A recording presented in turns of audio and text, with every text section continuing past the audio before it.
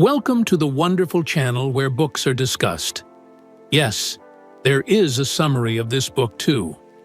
If you're ready, let's get started. The greatest love story ever told. Thousands of years ago, in the Italian city of Verona, two men ruled opposing gangs. The head of the Montagues, Lord Montague, was a rich, handsome man who loved nothing more than throwing lavish parties. But there was always a dark cloud hanging over these gatherings because his old rival, Lord Capulet, and his gang would crash them and start fights that would go on for hours. These two men hated each other so much that their animosity had been passed down to their children. And Romeo Montague and Juliet Capulet were two kids who could uneven look at each other without wanting to fight. That is, until one night when everything changed. Romeo was invited to Lord Capulet's annual masquerade ball, which was being held in honor of his daughter Juliet's 13th birthday. He knew it would be a night full of fighting, so he wasn't really excited about going, but he didn't want to disappoint his father. As soon as he stepped inside the ballroom, though, and saw Juliet dancing at the center of a circle of guests, he forgot all about the brawl that was supposed to happen. She was like nothing he'd ever seen before, and he instantly fell in love. When Romeo realized that the Capulet girl he had just met was actually the enemy's daughter, he was furious with himself for falling for her, but he knew he couldn't let this stand in the way of true love. He had to have her. But how? Well, luckily, there was an opportunity waiting around every corner in Verona. There were secret passageways everywhere, and all Romeo had to do was find the right one and he could sneak into her room undetected. But would that really work? As it turned out, not only did the secret passageway lead directly to Juliet's bedroom, but she was also just as infatuated with Romeo as he was with her. The two confessed their undying love for each other, made plans to meet up again, and then said their tearful goodbyes. Before he left, though, she reached out to him and said, "If only our families weren't feuding. We could be together openly." "Oh, don't worry," he replied, kissing her hand. "I'm sure we'll find a way." He then raced back home, bursting through the door and straight into his father's study. "Dad, I need your help. I met the most beautiful girl at the Capulet party tonight, and I want to marry her." "What?" Lord Montague exclaimed. "You want to marry the Capulet's daughter?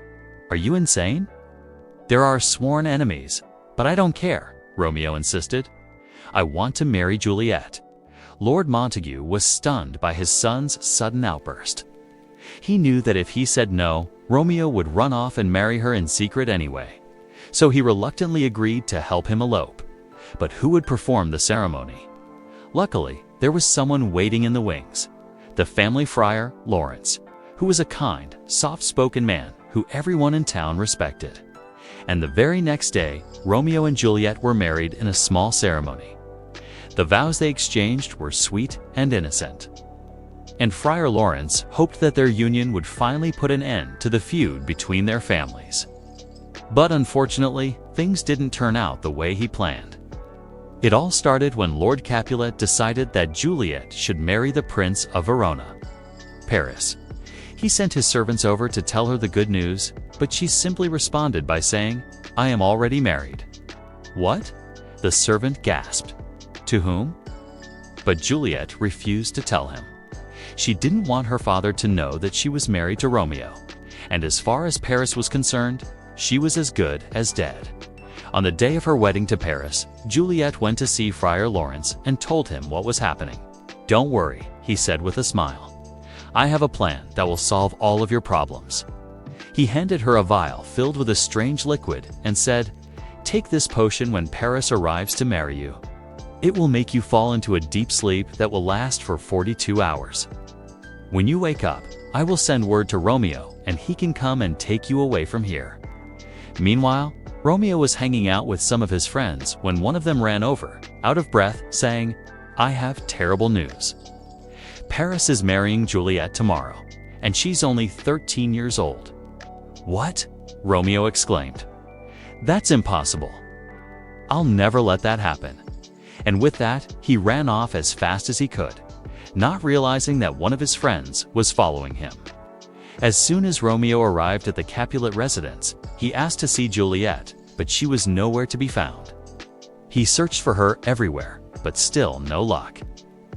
Then he found a note on her windowsill that read, "Gone to heaven, my soul to keep company with angels." Just below that was another note addressed to him, and as he read through it, his heart broke. Juliet had taken the potion and was now lying lifeless in the tomb beneath the Capulet family crypt. Unable to bear the thought of living without her, he drank a vial of poison and collapsed onto her stone-cold body. At that moment, Juliet awoke from her slumber.